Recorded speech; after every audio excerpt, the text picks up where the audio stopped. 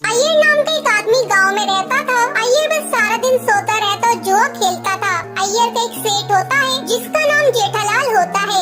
जेठालाल बहुत ही खड़ूस आदमी होता है। वो हर लड़की को गंदी नजर से देखता था।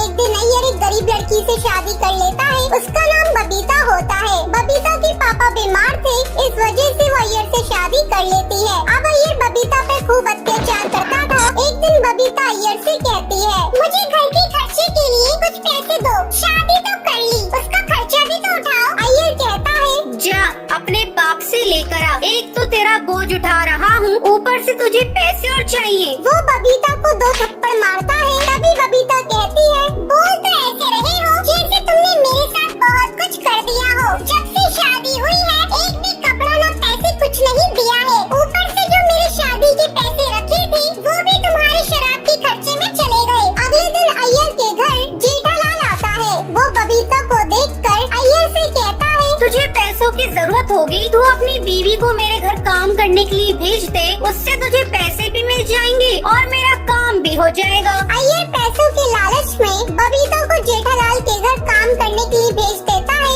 अब जेठालाल उसे काम समझा देता, उससे कहता है, तुझे मेरा सारा काम करना पड़ेगा, जैसा मैं कहूँगा वैसा ही काम करना होगा। वो बबीता को गंदी नजर से देखता है। तभी बबीता कहती है, हाँ मैं काम ठीक से कर दूंगी। बबीता को पता नहीं होता है जेठालाल कैसा आदमी है। बबीता रोज टाइम से जाकर जेठालाल के घर का सारा काम कर देती थी। एक दिन जेठालाल शराब पी कर आता है। वो बबीता से बदतमीजी करने लगता है। तभी बबीता कहती है, जेठा जी आप ये क्या कर रहे हैं, छोड़िए मुझे। लेकिन जेठालाल उसकी सुनता नहीं है। तभी बबीता पास में रखा डंडा उसके सर पे मार देती है, जिसकी वजह से वो बेहोश हो जाता है। बबीता जल्दी से घर भाग जाती है और घर जाकर अय्यर को सारी बात बताती है। लेकिन अय्यर कहता है, तूने ही कुछ करा होगा, कल मुही नासपीटी काम के बहाने तू से नैन मटक के कर रही थी, अब तू नहीं बचेगी मेरे हाथों से। तभी अय्यर बबीता को मारने वाला होता है। बबीता अय्यर से कहती है,